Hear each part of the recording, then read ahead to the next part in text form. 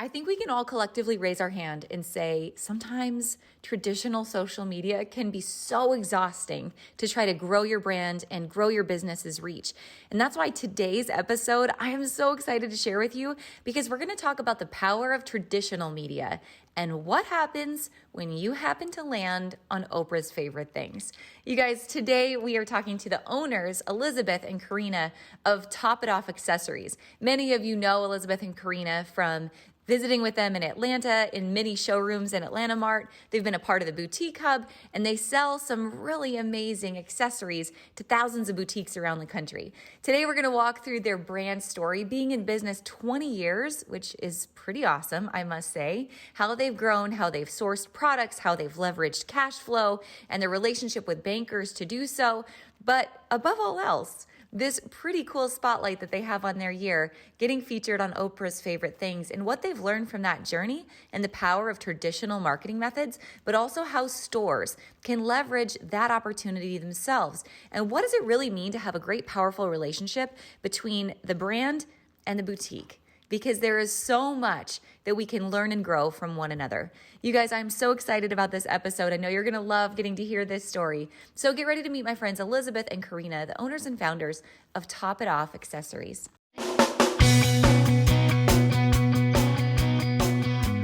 Let's talk about your business strategy and the juicy details of what actually works, from mainstream fashion to fashion on Main Street and the entire ecosystem behind it. How do we scale your company and do it with the balance and the happiness that we all seek? Let's hear from those insiders, experts, and strategists that actually make it happen. I'm your host, Ashley Alderson from the Boutique Hub, and I can't wait to chat. All right, guys, welcome back to the podcast, Elizabeth and Karena. I'm so happy to have you both with me today. Thanks for being on the show. Hi, Ashley. Great to be here. I love your guys' story. You guys have so much history and knowledge in this industry. Has it been 20 years you guys have been a part of boutique industry, retail, and wholesale? I'm sure there's so many things. We're going to pen lots of notes today from your guys' experience. Yes, it's 20 years, it's something to be proud of. That's for sure. It absolutely is. I would love to know, you guys, take me back to the beginning. First of all, how did the two of you meet and how did you decide to go into business together? Take me back to your origin story. So Elizabeth, I'll just jump in. We're going to do some tag teaming here. Elizabeth and I both met at a job that we were working at in Cambridge, Massachusetts. It was a .com a long time ago.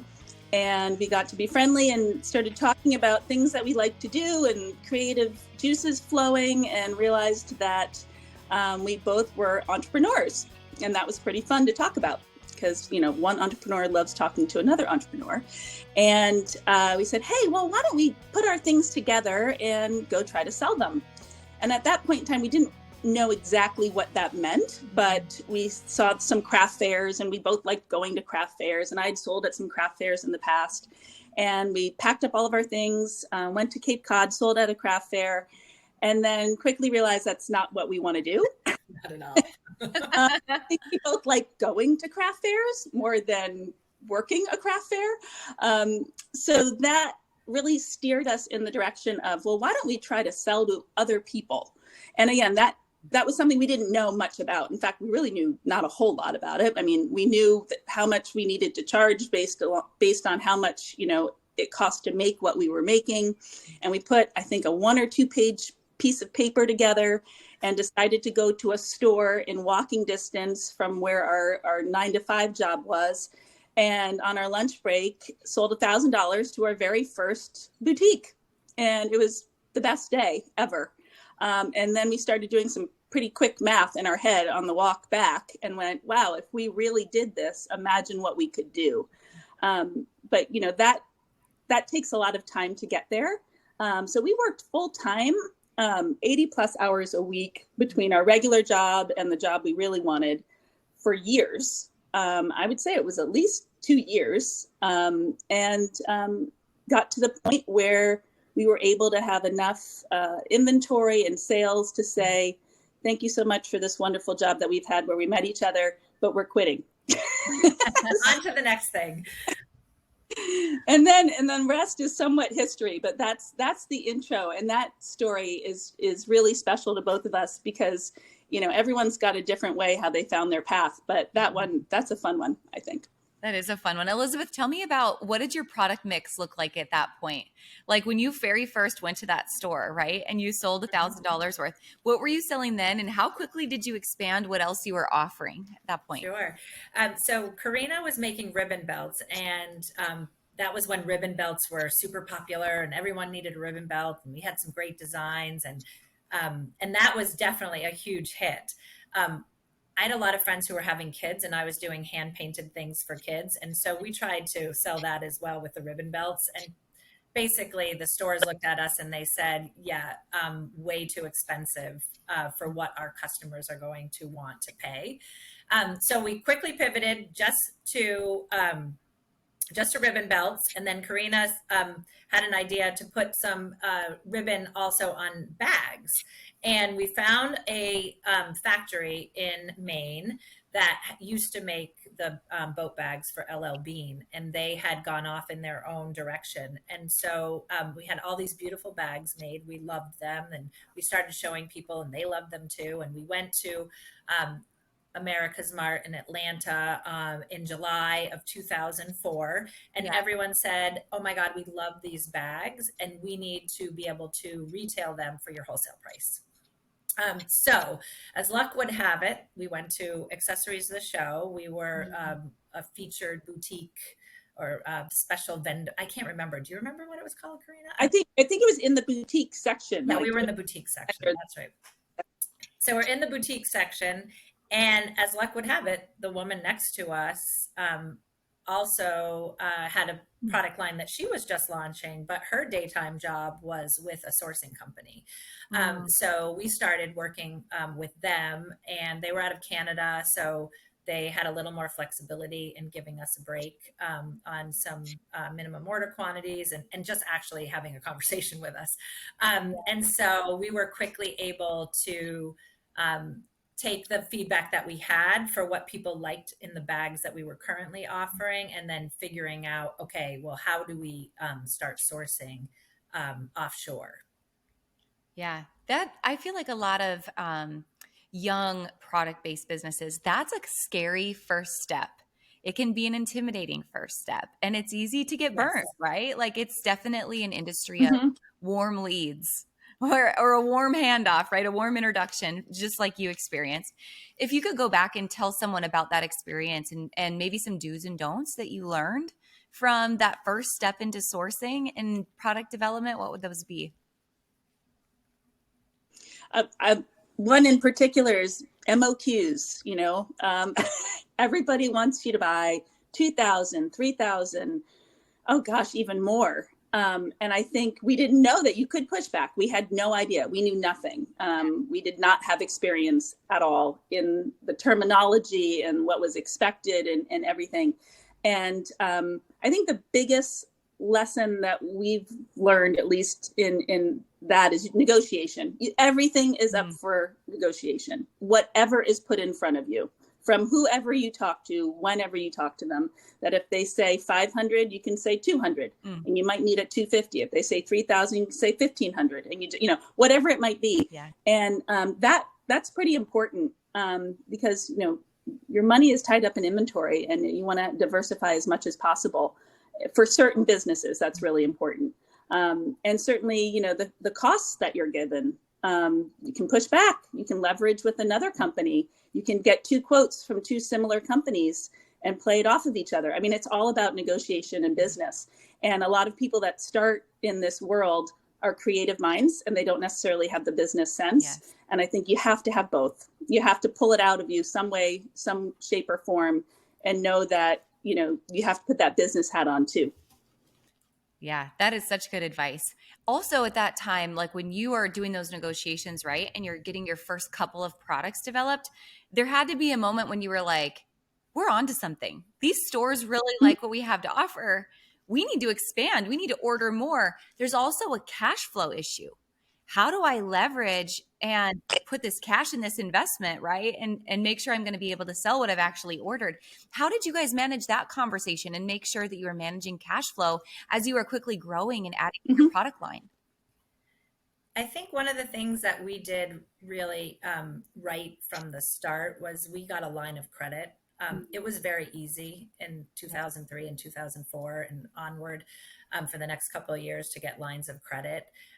But we definitely, that helped us a lot to invest in our inventory. And then we had a really strong focus on paying it right down as soon as we could. So we kind of saw it really as a line of credit. We finance our inventory, we pay it back down. We finance our inventory, we pay it back down. Um, and at different points in time in the business, we've had to go for increases because we've had major growth in the business. Yeah. And usually, you know that you need to go to a bank with a really solid track record that shows that you are paying it, taking it up, paying it down. So that's been, I think, really critical in our ability to add new product and really experience a lot of growth over the years. Yeah, I'm so happy you brought that up, and just that point of having a really solid track record and bringing that to a bank and maintaining that relationship. Because just a note for a lot of younger entrepreneurs who might be listening, it is really easy for people today to go get a Shopify loan or a PayPal loan or whatever, but then you lack the relationship with a true banking establishment, Mhm. that when you fall into times like a global pandemic and there's, PPP money and the EDIL loan, all of that, and you have no track record and banking history and therefore no relationship with a banker, you're out. So Right. I'm glad that you mentioned that, because I think everyone needs to learn that lesson, and hopefully not the hard way, just how important it is to have a good banker on your team. And I would even add to that a good banker who's a local banker, Mhm. because at the beginning, we got loans from some of the big banks, and we just never really had a relationship with that banker, Yeah. as opposed to now for the last 10 years, we've been working with local banks in the Boston area where I'm based. And those, like when we came to getting access to PPP, like we knew the guy and he knew Yeah. us and he knew our business, and he really helped us out to fast track us Mhm. to get to where we needed to be so we could keep all of our employees employed. Absolutely. Very important. Now, let's talk about some more of the growth that you've had thinking about this cycle. Recently, you guys have had some pretty amazing press. I won't spoil it. I want to have you guys tell me the story about it. But I would say it's a pretty coveted experience that you've just had that a lot of product based businesses would kill for. So tell me about that press and how you landed that spot. Well, we just landed the influence of the greatest influencer, I would say, in the retail space, and that's Oprah, and Oprah's favorite things for the holidays. So Yeah. that has been an absolute thrill. Mm. And a lot of it's luck, right? And persistence and just doing all of the things that we're doing. Oh, good, Karena, you have one. I love I'll it. get to the page while you're talking. Yeah. So Oprah picked our Dawn glove. The glove was named after one of the women who works with us in Alexandria, Virginia, and she's absolutely fabulous. And Oprah found these gloves to be fabulous too. So super soft and really fun plaids, a really soft color palette, and at a price point that was just fantastic. So we found out in August. They saw us in July at the Atlanta Gift Show. We sent product to them, which got lost in their mailroom. And then they said, "Oh, it's really too bad you didn't send those gloves." And I said, "Well, what do you mean?" Because I personally hustled to make the UPS last pickup. And so there they are. And yeah, so I tracked them, and the next morning they had arrived. Good reminder to everyone, even if you know they arrived, you should probably tell the people who are expecting them that they did arrive, because I didn't think about doing that. And they called us on Monday morning and said, "Geez, you should have sent them." And we did. We said we did. They found them. And 3 weeks later, we found out that they had chosen the Dawn gloves. So we spent the next 2 months hustling to do all of the things that you need to do to prepare, bring in more inventory, set up websites, get everything really running smoothly. And think about all the marketing collateral that we wanted to share with all of our stores that carry our line so that they could take advantage of all of the hubbub that comes from that Oprah's favorite things. Yeah. And I mean, the orders started rolling in. We were so excited. And what was also really exciting is Oprah's team gave us a press release that we could share. And so we shared that with a lot of local media. And in Boston, good thing there was nothing happening that day, because they were all about Wes Roxbury's Top It Off is an Oprah's favorite thing. And they started digging some more, and then they found out, oh, well, like there are 7 other companies in Massachusetts that are also on this list. And the media started buzzing, and it was incredible just to really, I think we all talk about social media and the power of social media. And then what was really evident to us was, wow, traditional media has such incredible power. And sure, it was on their website, but every time these stories aired, we just saw a spike and a spike and a spike. And so that was really exciting to just experience. And we sold out of everything we had. We had another order that was landing just a couple days later. We've sold through that. We're waiting for the next one. I mean, we're trying to hustle. So, and make sure that we can, really get, I guess, like turn up the light on our brand and let more people know who we are, what we do, and what we're all about. And that's really about having easy styles that are truly effortless, versatile, and at a price point that she loves. And that's what Karena and I have always been about. Just really easy styles, and that's something that, like she's delighted when she sees the price. I love that. I have absolute goosebumps thinking about that, you guys. Number one, I want to get lost in Oprah's mailroom because I can only imagine what else is in there. Exactly. That's so cool. So tell me more, because I think your point is really well received on the power of real media. And I was just reading through some posts in the Boutique Hub the other day, and so many women were talking about, I'm burnt out on social media. I'm burnt out on this form of marketing, and it's a necessary evil. But I think what you guys have experienced is such a good example of, if I really go the PR route, right, and the collaboration influencer route, and sharing press, like Pink Friday is another good example of working with media, and that drives so much natural organic traffic and SEO value. When you got the news, did they give you like a checklist, an idea list? You better CYA before things fall apart because you're going to have so much attention on you list? Or how did they help you walk through this process of preparing for what was next? So the Oprah team does give you a list of things that you should be thinking through, and some requirements that they have. So they start to help you think about it. At the same time, they don't want to give you numbers of what you could sell. So there's a lot of guessing there. And we really wish that we would have anticipated that people would have bought so many more gloves, because we definitely would have brought in more inventory.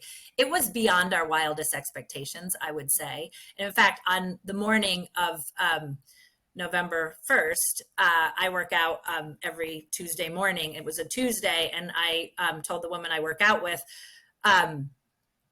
I'm really nervous. Like, what if we don't sell anything? And then, by the end of the day, we were like, oh my gosh, we have sold everything we have. And thank God we have more coming in. The other thing, Oprah makes you sign a non-disclosure agreement, and I should say Oprah Daily. So you can't really talk to other people about it. But we did have this kind of serendipitous occasion that happened at a trade show right before. And we were sitting with two guys who own a puzzle company who were featured 5 years ago. And they said, we said, tell us more. And without anyone saying what was really happening, I guess they really kind of prepared us a little bit more, although we didn't have a lot of time to react, but of just the power that Oprah brings and the importance of it. And we really think of this as kind of another springboard for our business going forward.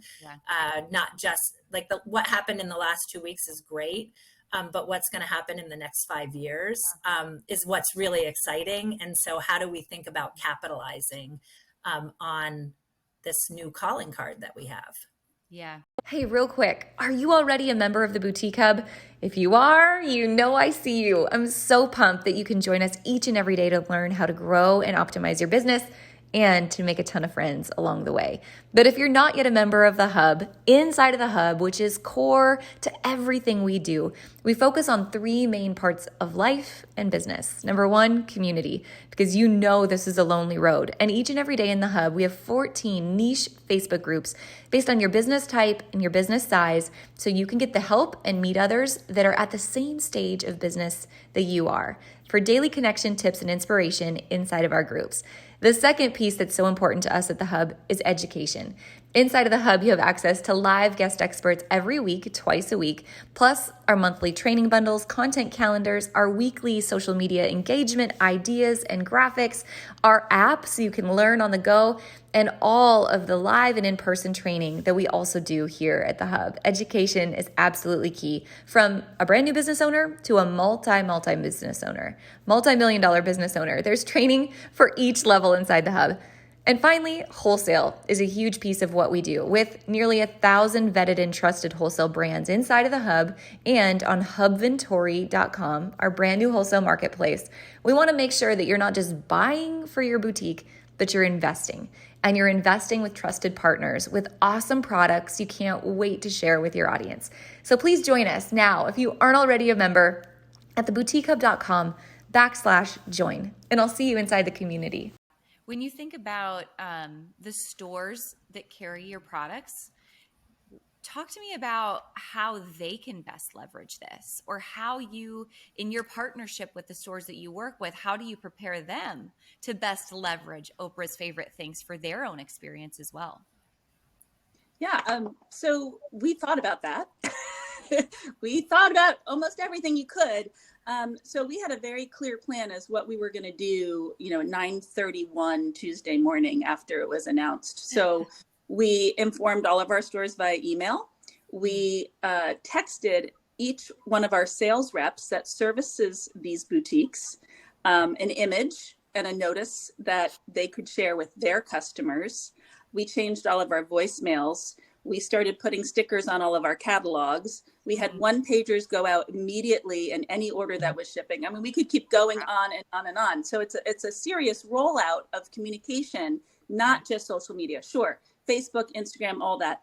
But, boutique owners range from very young people, starting out, teenagers to on up. Our core boutique customers slightly more mature. And so, social media may not be the first place that they go in the morning compared to someone who might be in their 20s or 30s. So email, phone calls, talking with their rep was really key in spreading that word. And we're also creating one-pagers for them to post in their store when the product is featured. Little table tents, actual stuff, not digital, that they can show in their store. And talk about it. And as Elizabeth mentioned before, the relationship we have with the majority of our customers, they could not be prouder of us, and they're happy to talk about it.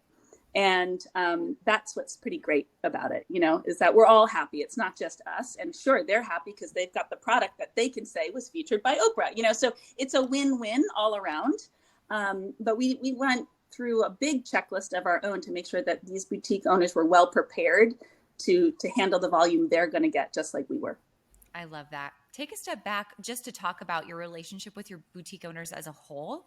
I think there's so much conversation in our industry today about what makes a successful relationship and partnership between a brand and a boutique that carries that brand. I'm sure you've got many both good and bad experiences you could probably draw from, right? Every brand does. But what do you think makes the best long-term relationship between the two? So one of the things that we always say is our best ideas have come from our customers. And it really is the boutique owners. They have their ear, the feet on the street. They're talking to the customer. They know what she needs, what she doesn't see, what she'd like to see. So that's been extremely valuable to us as a business to be able to offer the products that she's really looking for and that are going to be really successful for our boutique customers. We also think it's a real partnership. So it is the more information, and I know, Ashley, you always are talking about data and information and really using your numbers. And the more information that we have, the better, and looking at our data, the better off we are as a business. And especially the better off we are and able to provide the product at the right time. So we always encourage our stores to book out their orders.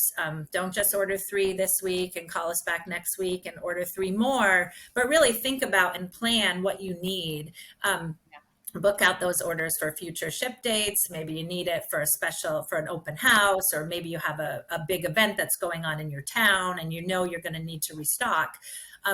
That information really helps us ensure that we have what people want when they want it. And so that partnership is really key, not only from, getting the great new ideas, but also for the existing product, keeping people in stock that makes everyone successful. Yeah, I think that's a little bit lost right now, if I'm being honest, in our industry. I think our industry's gotten, boutique owners as a whole, they're buying too fast, like too close to need, and not doing a great job really thinking ahead and planning for the future. So I feel like that's something like our team really is trying to educate on the value of exactly what you're saying, because you're right. Yeah. You're way better off, and it's better for the brand. You can be more successful together when you are more proactive, just like that. I guess the other thing is that it just takes the stress out of it, right? Because there are those stressful conversations when someone calls and they say, God, I need it for Friday. And we just can't meet that because, we could try everything that we could possibly do, and then people end up frustrated. And so that planning really is helpful to everyone. Yes. We were just talking about this with our kids the other day, Eric and I don't even remember what the situation was, but what is the quote? Your lack of planning does not equate my emergency. And we've gotten that way a little bit as a society, and then we're pretty quick to be keyboard jockeys about it. And that just isn't a win-win for anybody. So I think that's a really well-noted point. I will talk with my kids about that at dinner tonight. They all can learn it a few times. Yeah. Something else you guys have done really well is just how you've grown your wholesale reach. And I know, again, for those of you who are listening who are maybe a newer product-based business, going to market, yes, that's step number 1. But you guys are beyond that. You work with some great rep groups, some great showrooms and agencies. Tell me more about that experience and how maybe you vetted who you wanted to work with along the way and how you landed in the right place at the right markets. Yeah, it's a slippery slope. That's what we can say for sure, because you really just don't know. So many things about this business. If you had what is that? The crystal ball. We keep saying that. If we had a crystal ball, well, life would be easy, and it worked. We first were approached by people. If we go way back to when we were just starting, they'd see people, these reps, go to the shows. And they'd see that you're new and they'd come up to you and they'd say, we'd love to rep you. Well, of course, you're thrilled. You're absolutely thrilled. And you don't know what to say or ask, or, then you start learning, well, how many lines do you have? And is there anything similar to us? And who are some of the stores you sell to? And over time, you start realizing that you want to be represented by a salesperson who has similar product in terms of price point or feel, or, you know, the vibe that a store would have. You know, I don't necessarily think we want to have, you know, a rep selling thumbtacks, you know. We want them to sell jewelry. We want them to sell a whole package, soaps, and we, you know, we're the accessory arm to them. So that took a while to figure out. And then after doing lots and lots of shows, oh my gosh, Elizabeth and I think we were gone for like a month in the beginning before we had kids. And that was, you know, a learning experience. We did LA, we did everything everyone told us to do. And it took a while, but we figured out where we really needed to be was Atlanta, and take a lot of those dollars that we were spreading out all over and condense it and refine it into an area that really works for us, as well as road reps that aren't part of any showroom whatsoever, are absolutely critical to growing the business. And we're very careful about who and what and where those people are. You do not need national coverage to be successful.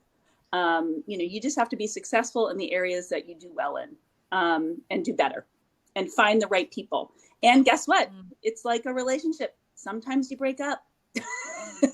A lot of the time you break up. You know, we've had a lot of breakups, but we've also have had some really great, solid relationships and dated for a really long time people. I think you know, one of our reps in particular in Boston, Elizabeth, you can talk a little bit about Connie. I mean, she's just amazing, you know, and anyway. And we've been working with her for about 12 years, and she's an independent. She was part of a group, and then that group dissolved, and she has these amazing relationships with her customers. And so I think at the end of the day, the success of the rep really does boil down to their relationships with their customers. And that ultimately comes back to us as well. She is out there, she hustles. She let all of her customers know that we were an Oprah's favorite thing.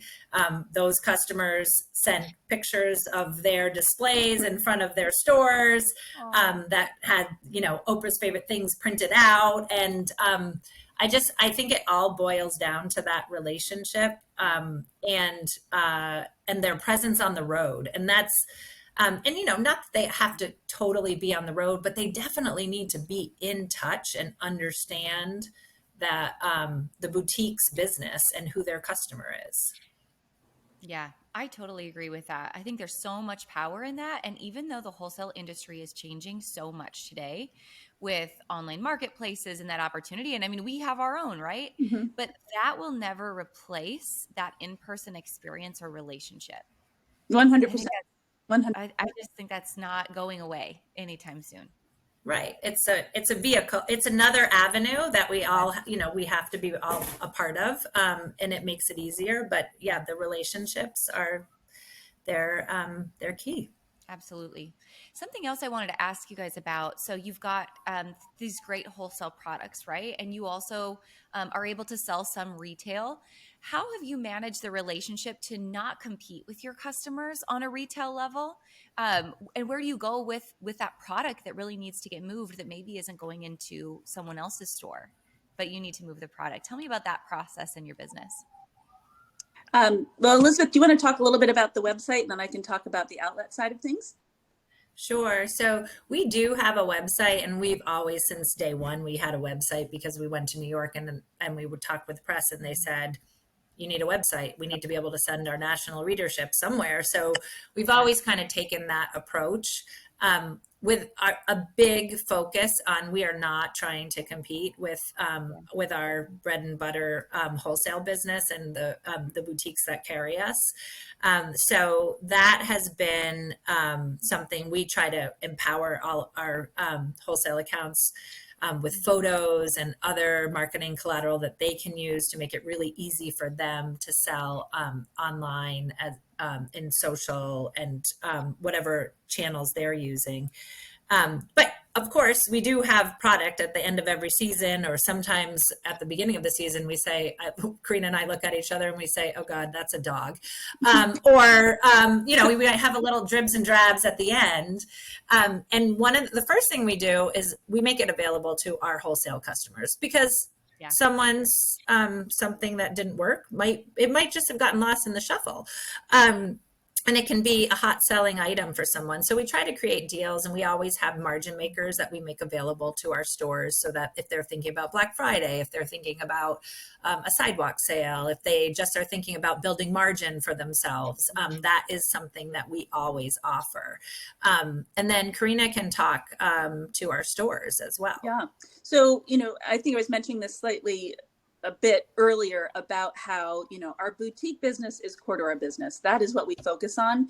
And we understand the struggle that they have when they buy something and put it in their store, and then they can go down the street and see the same or very similar thing from the same vendor in TJ Maxx and Marshalls, and how devastating that is to them. So early on, we decided, well, how are we going to solve our overstock problem? And we started with one small little outlet here in Alexandria, Virginia, which is where I'm at. And we were able to move product so that we could have more money to invest in new inventory for our boutique customers. And that worked well. And we've decided to do that again in Rehoboth, Delaware, and Rehoboth Beach.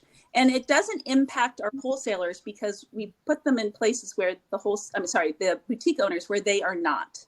And it has been a win-win, I think, for us, because if we could not move this product, we would not be here.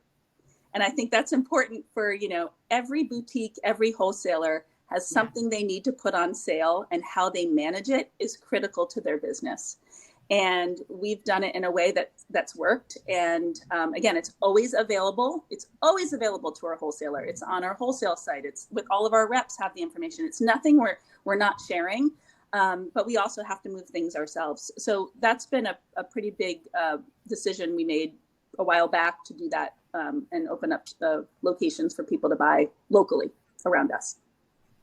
Yeah, that's really important, I think, for a boutique owner to know the life cycle of your business or any wholesale business, because at the end of the day, like you said, it's a partnership. And when you're strong, you can be stronger with them, right? Yes. And when they're strong, you can be stronger as well. Yes. You both mentioned, so you're in two different locations, and you've been remote. Yes. Before being remote was cool, right? Like I was country before country was cool.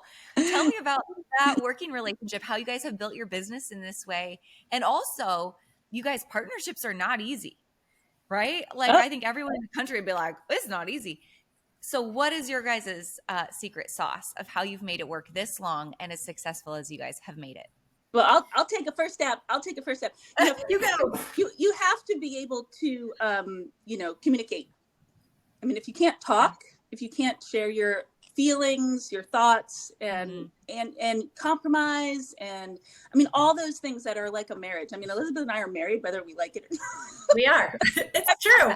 And I think that's key. I mean, so many partnerships. I mean, we have talked to so many people at shows that dissolve because they're not communicating with each other, or maybe they just pick someone that wasn't honest, or all those key characteristics that make a good friendship, a marriage, a business partnership. They're all the same, and I think that's what we both have, and we both have different strengths. I mean, there is no way I could do this on my own, nor would I want to.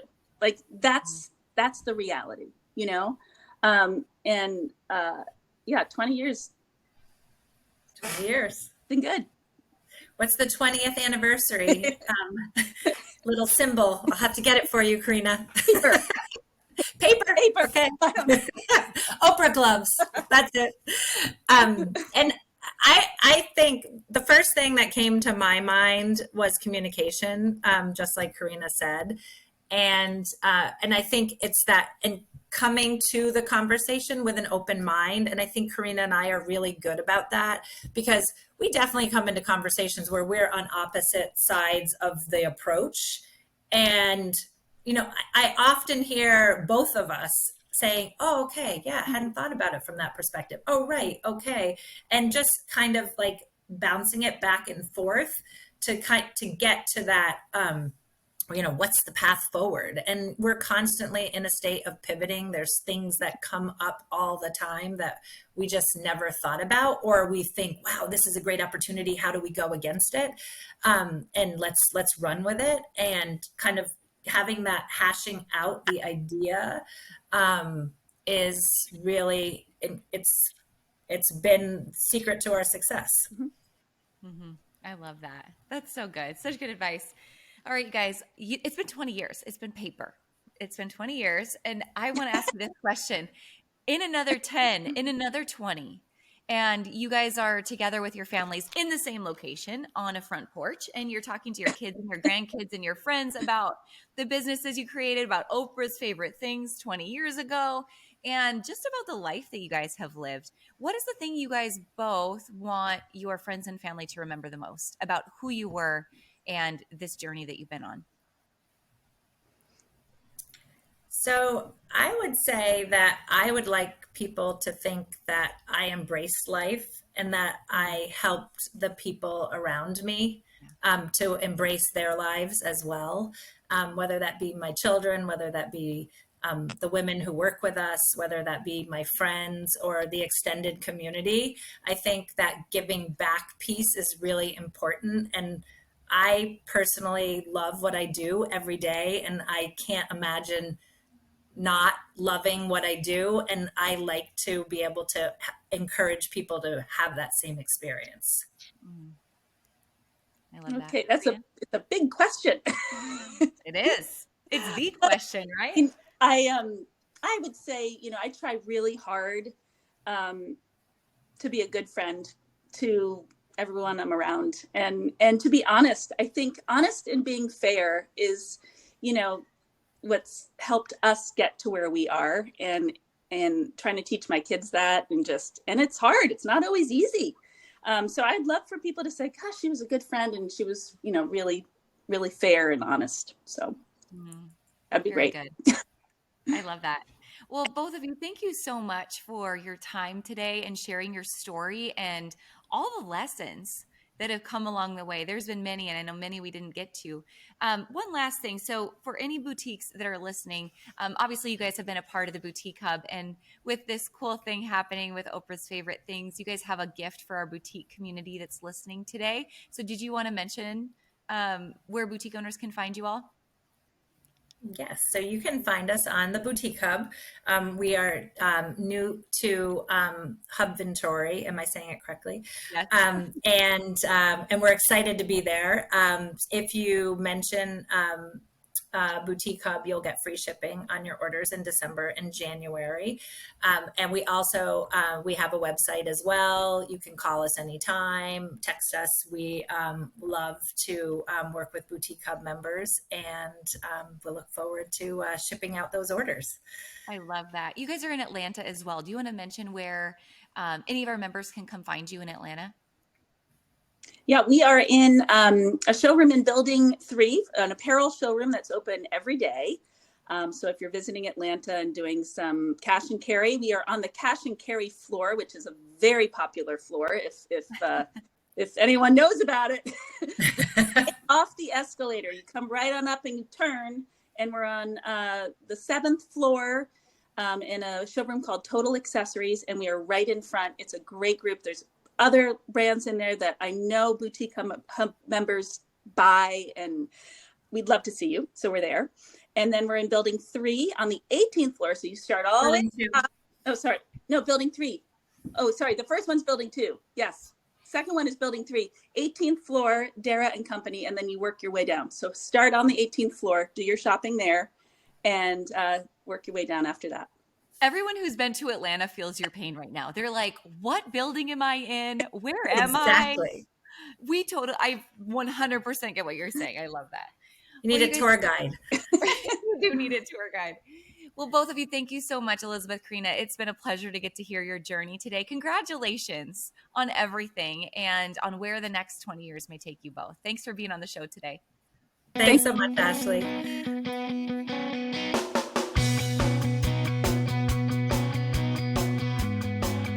Hey guys, thank you so much for listening to this episode. We hope that you loved it. Don't forget to hit subscribe and leave a rating and review down below for a chance to be one of our featured listeners each and every week. For more information on our spirit of community over competition and how to access complete show notes and bonus downloads from our guests, head on over to theboutiquehub.com and join the community. We'll see you next week.